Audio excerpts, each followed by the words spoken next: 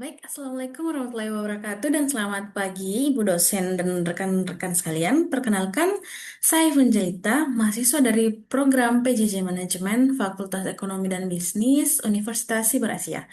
Pada kesempatan kali ini saya akan mempresentasikan tugas mata kuliah manajemen strategik dengan topik integrasi, implementasi, evaluasi, dan pengendalian strategi.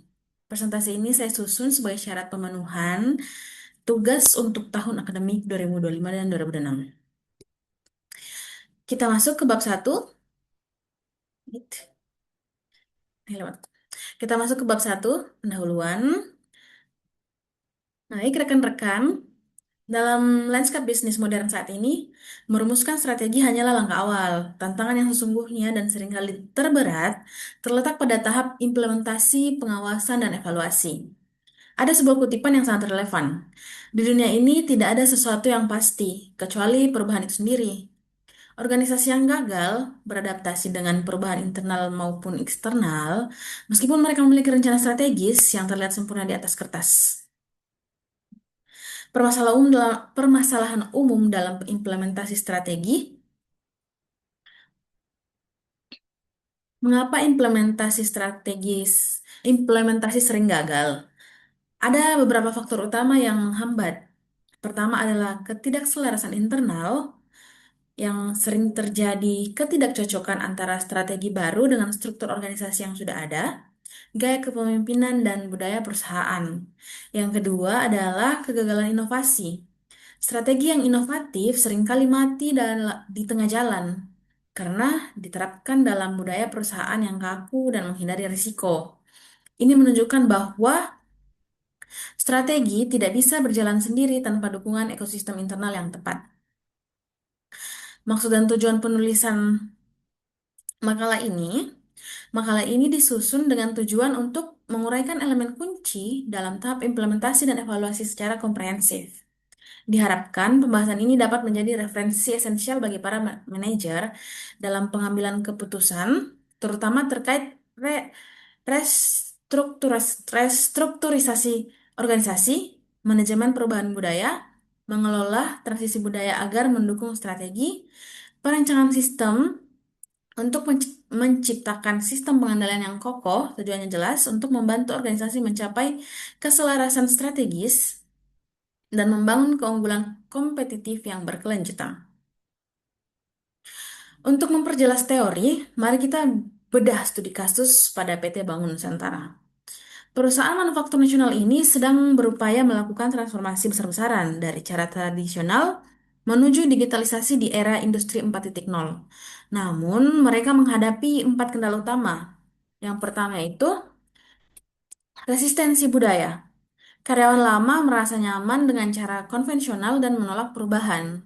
Yang kedua, struktur kaku. Birokrasi yang terlalu berbelit dengan banyak tingkatan manajer memperlambat keputusan. Yang ketiga, inefisiensi pengawasan. Lemahnya sistem kontrol menyebabkan kebocoran anggaran dan keterlambatan proyek. Yang keempat, ketidakpastian kompensasi. Sistem gaji yang tidak berbasis kinerja menurunkan semangat kerja dan memicu turnover yang tinggi.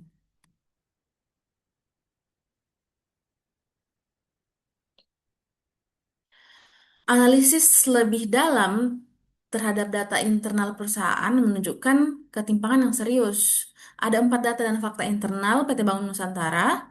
Yang pertama itu kepemimpinan versus strategi. Strategi perusahaan sudah berubah menjadi agresif dan inovatif, namun manajernya masih menggunakan gaya administrator yang konservatif. Yang kedua, kinerja keuangan. Dampaknya terlihat pada penurunan ROI atau Return on Investment dan pangsa pasar dibanding kompetitor. Yang ketiga, visi kompetensi. Ada ketidakselarasan antara visi digital dengan kompetensi SDM, serta belum adanya unit khusus SBU untuk inovasi produk digital. Yang keempat, sistem gaji. Kompensasi didominasi oleh fixed pay atau gaji pokok tanpa insentif yang memadai, sehingga motivasi karyawan rendah. Memasuki bab 3, kita akan membahas landasan teorinya. Menurut Richard Rumelt, Richard Rumelt, evaluasi strategi yang efektif harus memenuhi 4 kriteria, yaitu konsistensi, tidak ada konflik kebijakan. Yang kedua, kesesuaian, adaptif terhadap lingkungan. Yang ketiga, keunggulan, kompetitif, dan kelayakan didukung oleh sumber daya. Selain itu, kita memegang prinsip structure flow strategy. Jika strategi berubah kompleks, struktur harus berubah. Struktur yang kaku akan membunuh inovasi. Di sisi lain, budaya inovasi adalah kunci. Budaya yang kuat mempermudah strategi. Sebaliknya, budaya yang lemah at- atau bertentangan akan menjadi penghambat untuk keberhasilan implementasi.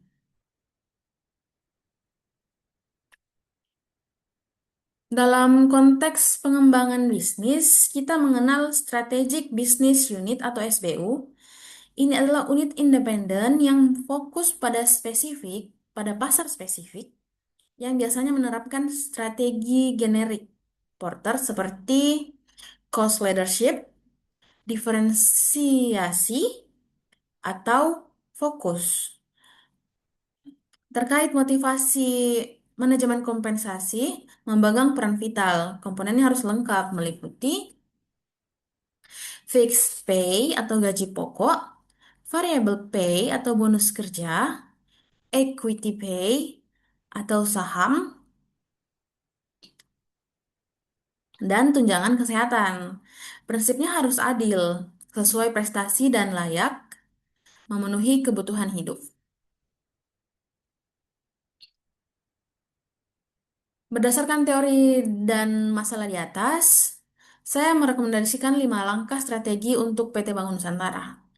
Yang pertama, reformasi kompensasi dengan meningkatkan porsi variable pay, berikan bonus jika target capaian untuk memacu kinerja individu.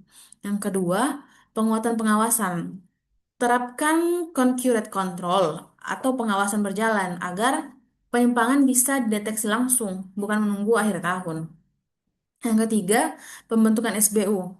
Bentuk SBU khusus teknologi yang otonom. Biarkan mereka fokus pada strategi diferensiasi produk digital tanpa terbebani birokrasi induk. Yang keempat, restrukturisasi kepemimpinan. Ubah struktur menjadi lebih datar atau flat. Dan geser gaya kepemimpinan ke tipe entrepreneur atau asertif yang berani ambil risiko. Dan yang terakhir, penyelarasan budaya. Lakukan modifikasi budaya lewat pelatihan intensif agar pola pikir karyawan berubah dari konvensional menjadi inovatif. Sebagai kesimpulan di bab 4, manajemen strategik adalah proses integratif dari hulu ke hilir. Keberhasilan PT Bangun Nusantara akan bergantung pada yang pertama yaitu evaluasi kontinu, kemampuan mendeteksi penyimpangan sejak dini. Yang kedua, kesesuaian struktur dan budaya, fleksibel organisasi dalam mendukung strategi baru. Yang ketiga, kepemimpinan adaptif, pemimpin yang mampu mengelola resistensi perubahan. Yang keempat, kompensasi, sistem reward yang adil sebagai kunci retensi talenta terbaik. Terakhir, saran saya bagi manajemen puncak. Yang pertama adalah lakukan audit budaya rutin sebelum meluncurkan strategi baru untuk memastikan kesiapannya. Yang kedua, investasikan pada sistem informasi real time untuk pengawasan yang efektif. Yang ketiga, terapkan sistem reward dan punishment yang tegas dan transparan. Dan yang terakhir, teruslah berinovasi dan menjalin aliansi strategis untuk bertahan di era digital ini. Demikian presentasi saya. Presentasi saya ini disusun berdasarkan rangkuman materi manajemen strategik sesi 9 sampai 14 Universitas Siber Asia. Demikian presentasi dari saya. Semoga memberikan wawasan yang bermanfaat. Terima kasih atas perhatian Bapak, Ibu, dan rekan-rekan sekalian. Wassalamualaikum warahmatullahi wabarakatuh.